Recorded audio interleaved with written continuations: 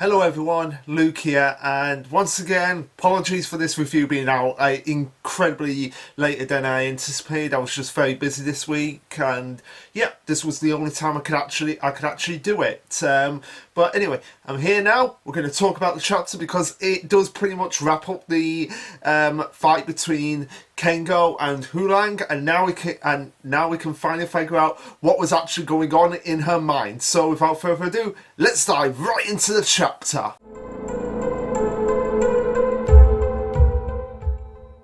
Okay, so this will be chapter 234, titled Cosmetic. Now, based on how many chapters this fight actually took, so we started the fight at around chapter 230. So yeah, it was sort of around that point. Oh no, chapter 230 was just Tayo talking with Asa. So we had like maybe so we had like three chapters. So we have chapter 232, 233, and 234. So we had three chapters focusing on this fight, and I feel like that's going to be the trend going forward. We're going to have three chapters focusing on each fight because we've got after Kengo, like, Shinso's going to be the next fight. So we've got Shinso, we've got Futaba, we've got Shion, we've got Nanano, we've got Korichiro. Am I missing someone else? So Kengo, Shinso, Shion, Futaba, Korichiro, and Nanano. So no. We've got five more. We've got five more characters. So that's like three chapters. Three chapters. Maybe with Korichiro be four chapters. Then obviously we've got the final showdown between Tayo and Asa. If that's really how it's gonna go down. So yeah. So 3, 6, 9, 12, 15. So 15 chapters. So about, like, I would say around 250. That's when we'll start to really get into, like, okay, we're getting into the climax. And the climactic battle between us, I feel like is going to be like the longest out of all of them. So I can see that maybe being 10 chapters, maybe 15. So possibly ending, and then obviously like the wrap up. So maybe ending the series at like chapter 270. I feel like that would be like appropriate. So we got 44, 54, 64. Okay, maybe a bit earlier than that, but I digress. So yeah, we're on chapter 234, titled Cosmetic. So we begin from the end of the last chapter where it's saying like, okay, Kengo won the fight against Hulong. Hulong is basically flat out defeated, and essentially this is the chapter where Hulong meets her end. Like, she dies in this chapter. Oh, spoilers! But it's been a few days. I think everyone who has read the chapter knows like Hulong dies in this chapter. Now, Hulong is a character I didn't hate her, but at the same time, she wasn't really one of my favourite characters. Like, if Kaya died, then I would be like, oh my god, I can't believe they actually went there. So if Kai dies, then that's going to be like a real impact, because I do love Kai as a character, but I digress. So Kengo's about to go into her mind and find out exactly what she hid from him, and find the hints that we need to end this fight against Asa, like what the big thing is actually needed. And we see her actually going into her mind, and like with other previous depictions of mind, you just have it like being like computer screens all around. Like, that's what the depictions have been. It's been like the mind of any of the characters, especially when it's Kengo using his simulation. It's just been screen after screen after screen after screen, and you see that. So you see memories of Hulang going all around before we get more of the conversation that went between her and Asa, which states that it's a dilution of Subumi's blood and tears. How you take it to tie up to you, basically reiterating on more of the conversation between them, and like, hey, you need to take this drug is going to help you, but at the same time, it essentially, the way that this drug or whatever Asa created, it essentially is the Philosopher's Stone for how it's depicted in that one series. You know the series, but yeah, it's essentially it gives the elixir of alive, making them immortal. And if you stop taking it, you are gonna die. And that's essentially what Hulan did. She basically stopped taking it, and now her body is just like which begs the question of like, how old is Hulang? Like, I want to say she's probably about 150 years old, at least. I would say that, like 150 years old, or at the very least, trim it down like 130. Would you say 130 is the more appropriate time for her? Hey, could be any age. So anyway, Hulang says like, oh, so that's how you've lived this long. You've lived this long through this basically elixir that has made you immortal, Asa. And Asa goes on to say like, but beware, neglect to take even one dose, and the backlash to all the aging, there'll basically be backlash to all the aging you've put on.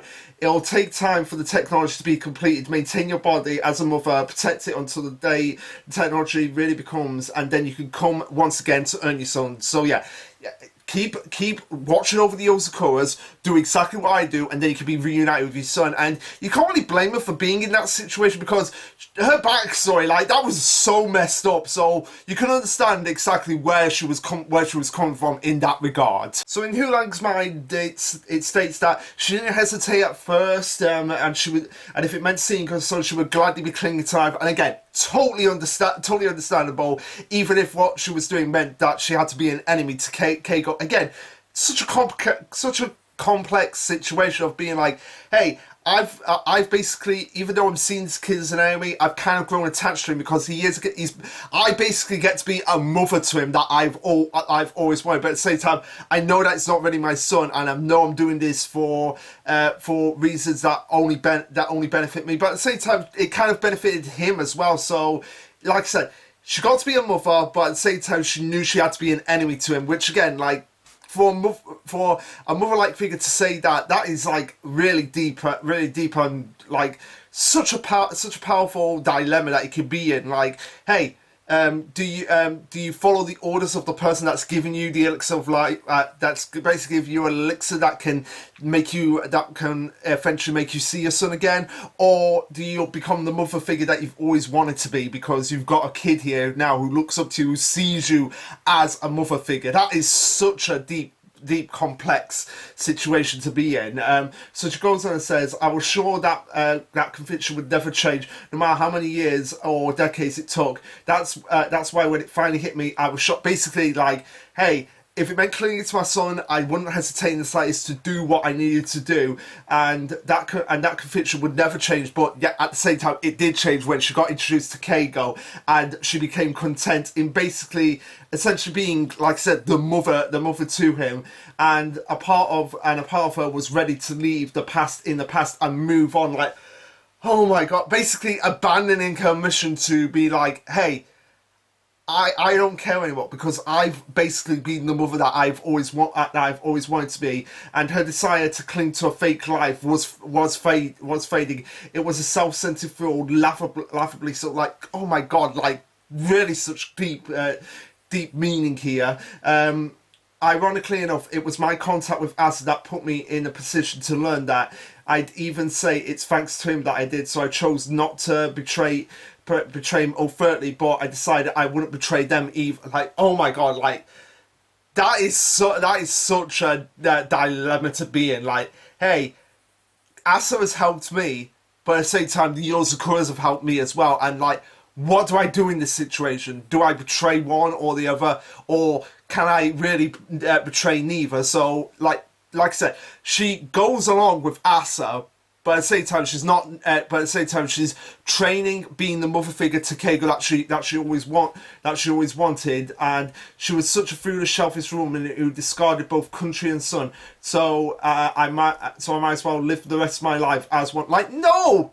Sometimes you can have a different life, and you can be the mother that you've always wanted to be. It doesn't have to be selfish and discarding and basic disregardment for what you believed in. Like, things can change and develop, Rulang. So she goes on and says it's been over 3 days since she last took the drug, and at this point, her body starts to deteriorate. Like, you see the cracks on her face. Like, it's essentially the Philosopher's Stone from Fullmetal Alchemist. That's basically what it is. Like, I was referring to, when I said the Philosopher's Stone from another series, you know the series I was referring to originally. But yeah, this is essentially more akin to the Philosopher's Stone in Fullmetal Alchemist, because if you remember, when Hohenheim's Philosopher's Stone basically burnt out, his body his like skin started to crack and everything just before he died. And it's very similar to what's happening here with Hulan. Like, her body's starting to crack, like the cracks on her skin are forming, her hair is changing back from black to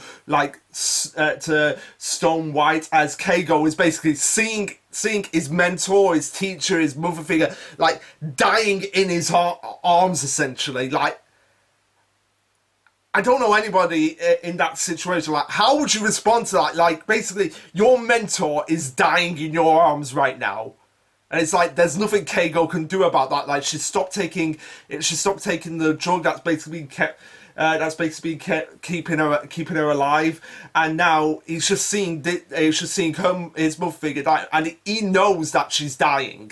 Like, you see the look on his face, like, oh my god, she is dying. There's nothing I can do about it.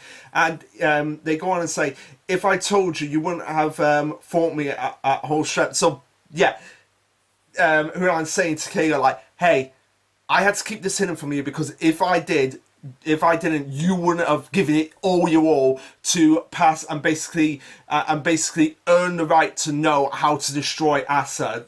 As she states, like, but we need to fight. Asa is always observing me, wary of my true allegiance and wanting to silence me. But and that's why I chose to keep my heart closed. I had faith you would You would pry open and now find out what I knew, how to destroy Asa. And as soon as Asa hears this, because Asa is basically like the Mockingbird of Mission Yozakura family, like, we're always watching. Asa is always watching. And as soon as she mentions, like, oh, I know the secret of how to destroy Asa, you see just eyes just bulging, going into the assimilation, just being like, boom, boom, boom, boom, boom. Like, it's like a combination of Makima and Yuha from Bleach, like, all eyes, all knowing, like, how unfortunate. However, I'm grateful for your contribution up until now. Thank you, and farewell. As Keigo is struggling against, like, the sheer pressure of Asa and everything, before we cut over to that fight with Asa and Tao, as Tao uses Yura to create the Carrier Lightning Strike, and it's still not working, like, on Asa in any way, as he says, like, oh, your attention is waning. No, this is even though it's still not working on Asa, it's starting to come into motion. Like, oh, Asa can't. So there is actually a weakness with Asa. Like, when he's concentrating on one, it seems like when he's concentrating on one thing, he cannot concentrate on multiple things at once. He has to, like, fully focus everything. That's why even though Asa is able to block the attack from Tao makes the observation of, like, oh, your attention is waning. Don't forget, right now you are facing me. So yeah, that's another weakness of Asa. Like, he cannot get distracted. Like, he has to be concentrating on one thing at a time, probably to use his abilities to their full effect. Because if he's concentrating, it is basically like the ultimate weakness of Asa. If he's concentrating on multiple things at once, like, he's gonna lose track of what's going on in a situation. That may be another aspect of Asa's weaknesses that Tao can exploit in this fight. So as Asa is focusing on the fight with Tao, all the eyes stop, and Keigo, like, oh my god, they've stopped. Like, what the hell was that? Before Hulang says, like, oh great, now we can do this while I still have time.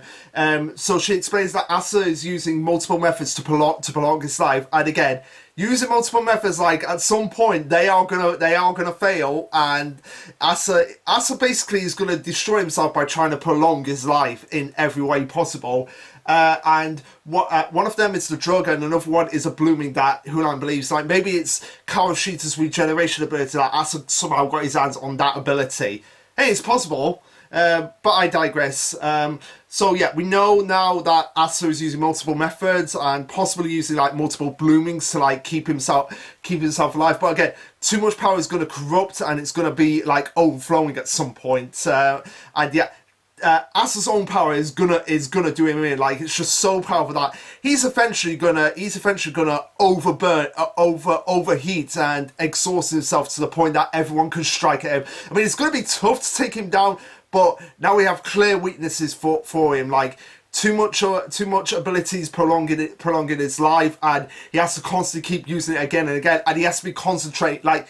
It's very difficult for him to have his abilities in full effect if he's concentrating on multiple things at once. So I'm glad that the author established like, okay, even though Asa is really powerful, he is not invincible. He has clear weaknesses that they can get at him. Like, cause you know when authors try to do like, oh, how can we make the big bad, like the main villain of the series, like the legitimate friend? Let's just make them like the most broken OP character ever with virtually no weaknesses. And then you get to that, when you actually get to the and you make them like you present that to it at a point like Yuha had this in Bleach, which hopefully that the anime will change this, but Yuha had this in Bleach. It's like, okay, we want to make Yuha like the biggest threat that Ichigo and the gang have ever taken on, but by doing that, Kubo kind of wrote himself into a corner of being like, when they actually came to the fight with Yuha, he basically had no idea how to take him down. He made him so overpowered, so strong, like nobody could scratch him, unlike Aizen. Nobody could scratch him until literally a Deus Ex Machina came out of left field. But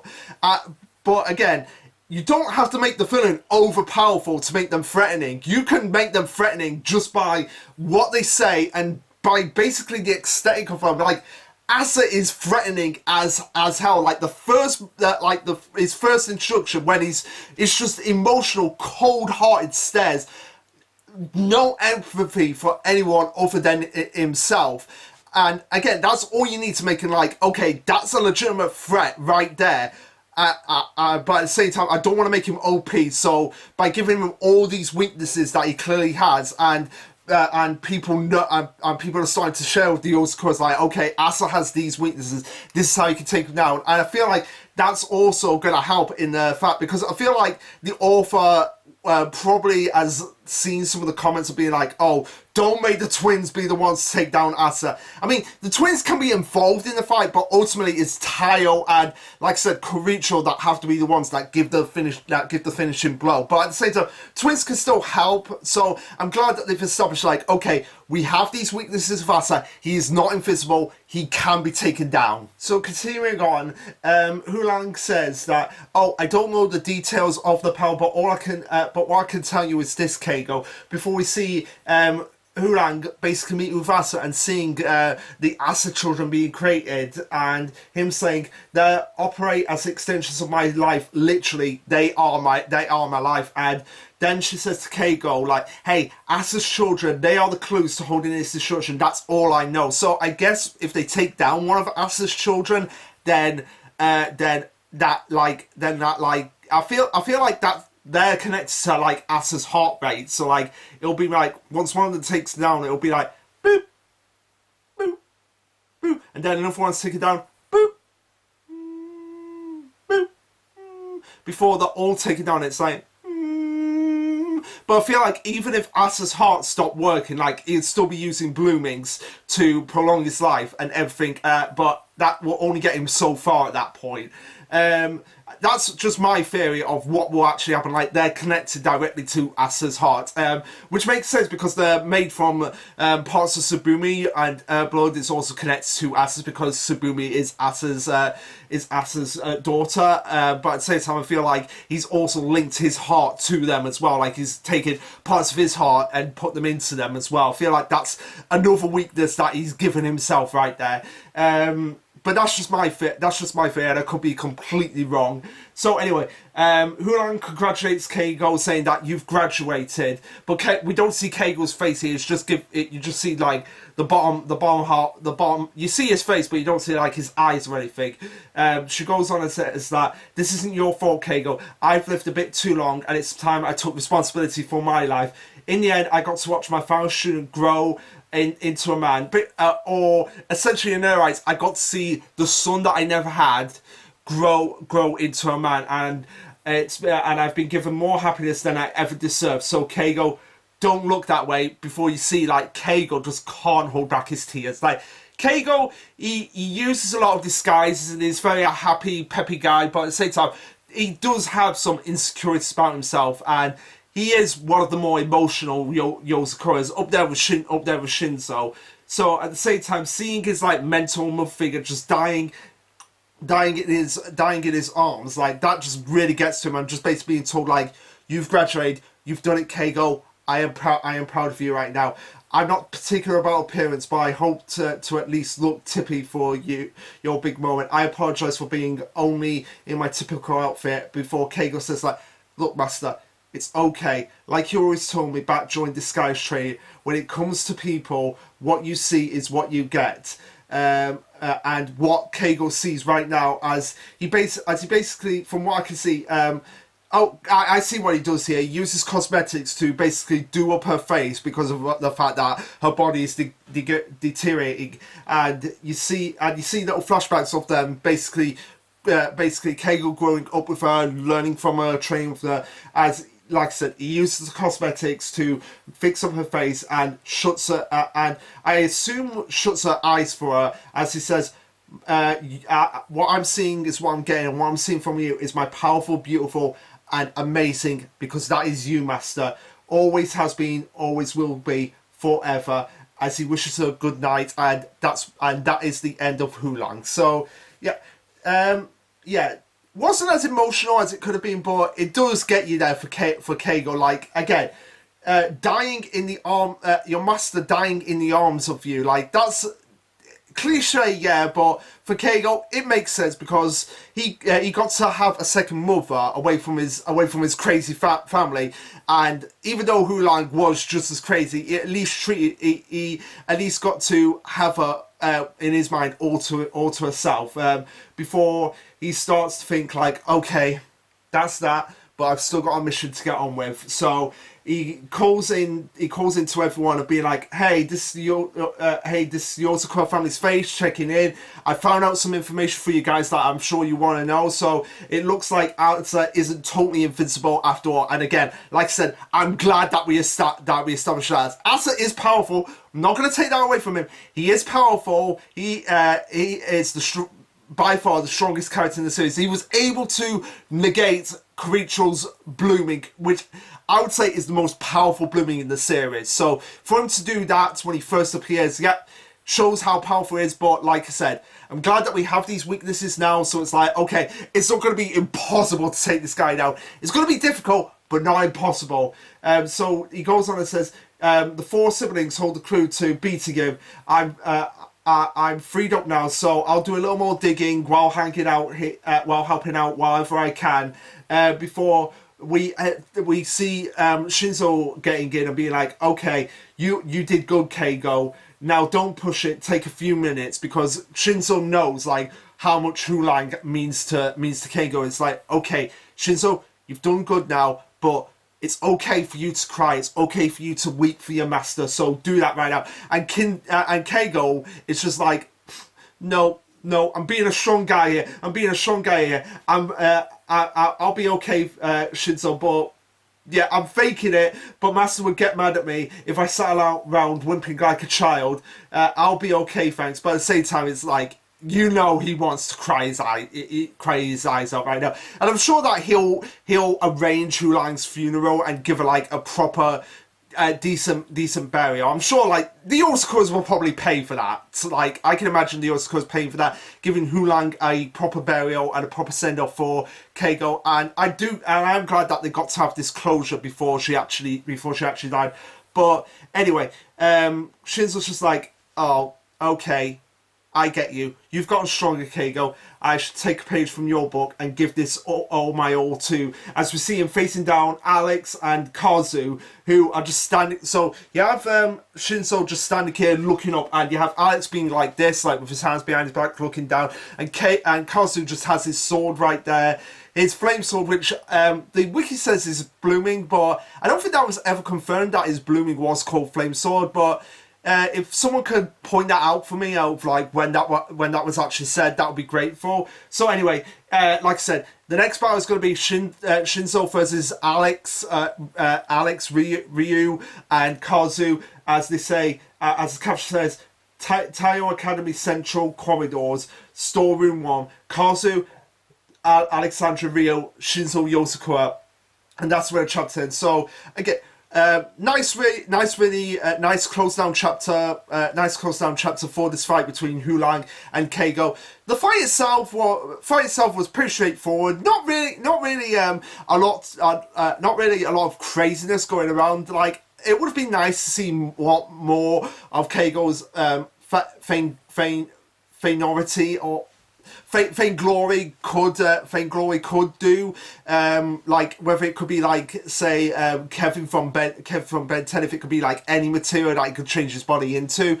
It would have been nice to see more of that, and I feel like we are going to see his true spring blooming once again when we get to that final battle between Asa and all the Yozakuras, because like I said, even though Tayo and Koricha it'll probably come down to them two versus Asa, I feel like every one of them is going to be involved. We're going to see every true spring blooming just going at it with Asa. Like, to just see the true spring bloomings once and then never see them again, I feel like that will be like a real disappointment. I mean, we're not going to see like 3, 4, 5 times, but I feel like seeing them once in the initial battles between the battle setups, and then another time in the final battle between Asa, I think that will be good enough for us. So yeah, what Shinso's true spring blooming will be, I have no idea, but I am looking forward to it. I am looking forward to this fight, and like I said, even though I said this fight will probably be 3 chapters, I think it'll be like maybe 5, because Shinso is one of the more heavy hitters of the Yozakuras, and he's going up against 2 people here, so I feel like he's going to have to pull out all the stops, and we're going